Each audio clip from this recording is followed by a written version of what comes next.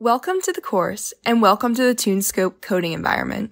This video will introduce you to the coding environment, the basics of block-based programming, and best coding practices. The scripting area is where all your code blocks will go. You can upload images and sound files using the Costumes tab and the Sound tab. If you have any animations, images, or visuals, those will be displayed on the stage. The left side of the screen are your code palettes. The blocks are organized by category. You can search for a block using the magnifying glass.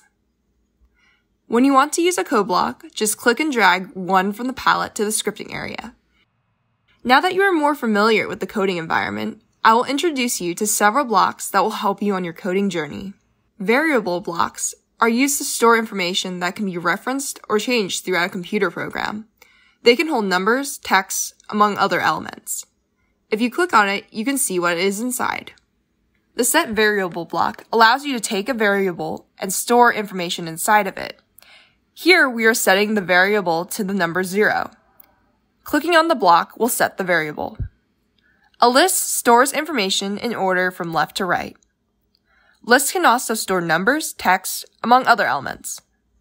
You can change how many items can be stored in the list by using the left and right arrows.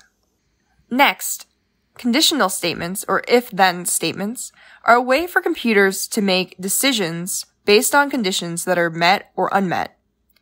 Usually, if a statement is true, the computer will execute specific code.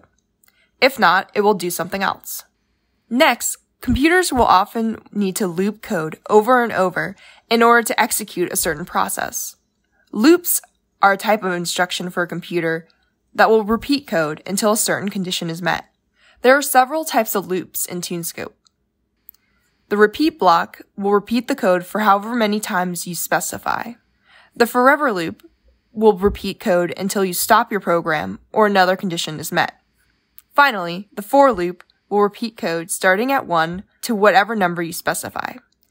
Next, there are also a variety of mathematical operators that you might want to use. You can type numbers into the inputs and click on the block for the answer. You can also drag other code blocks into the inputs. Lastly, once you have all your code ready to go, the green flag block will allow you to execute all of your code whenever the green flag is clicked in the right-hand corner. This is crucial for your programs because you want to make it easy for a user to run your code. Now that you are familiar with a few commonly used code blocks and are getting ready to code, here are a few tips for best coding practices. This will help you code more efficiently, keep your program neat, and keep your programs functional. First, code blocks that are connected will execute one right after the other. Dragging a block near another one will allow the blocks to snap together like magnets. When a block is near another, you will see a small highlighted line between the two blocks. In addition to snapping blocks together, you can also nest blocks inside one another. Here, I'm going to drag a play sound block inside of our if statement. Another important tip to know is that variables can be named by you in your code. They usually will describe information they're storing in some way. There are 3 common ways that you can name your variables. Make sure you are consistent in which way you choose to use. Using snake case means that words are delimited by an underscore.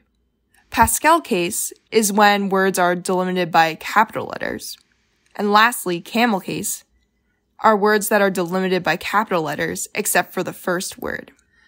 While you're coding, you might also want to think about how to describe your program to someone else. Adding comments and documentation to your code can help other students and teachers understand why you made certain decisions while programming. Right-clicking anywhere in the scripting area will allow you to add a comment. And if you go to your File tab, there is also a Notes feature. This feature is great for writing a summary of what your code does. Another aspect to keep in mind is that sometimes you want to reuse a segment of code that keeps reappearing throughout your program. To do this, you can create a custom code block, which will make your life so much easier. Right-click anywhere in the scripting area, and this will allow you to make a block. Then you can choose what type of palette you want it to live in, and you can name it. Follow the same naming conventions that are used for variables. A block editor will appear, which will allow you to drag custom code into the block. After saving the block, you can drag it out onto the scripting area to use it, and duplicate it as needed. Lastly, one of the biggest skills to learn when coding is how to troubleshoot or debug your code when it isn't working. You can use a 7-step method for debugging code. 1.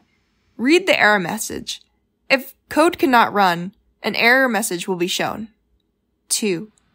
Know what the code is supposed to do. Go through the code step by step and see what isn't working. Try to explain to yourself what the code is supposed to be doing at that point. 3. Check for syntax errors. There is always room for human error and typos.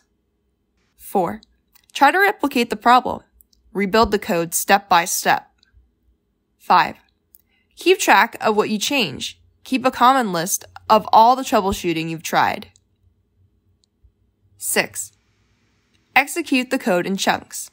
Take apart the code blocks in question to make sure parts of the code blocks run correctly. In this example, we cannot hear the cat sound being played. Why is that? If you look closely, we are accidentally setting my variable to 2, which means the code nested in the if statement will not run. So what we can do here is we can actually detach the set my variable block from the rest of our code. Then we can change the 2 to 1, click the block to change my variable back to 1, and then we do not need this code block anymore. The code should execute on its own. Lastly, if you cannot fix the issue, there are other communities of other learners who are eager to help. The Snap forums often have users asking coding questions. The link will be provided. You could also Google any of your issues that you're having and see what you come up with. It never hurts to consult other forms of help when we're working on code together. In conclusion, you should now have a basic overview of how TuneScope and block coding work. You should be able to identify what are some of the most important blocks to know within TuneScope. You should also know best coding practices that you can use to help make your code more efficient and functional.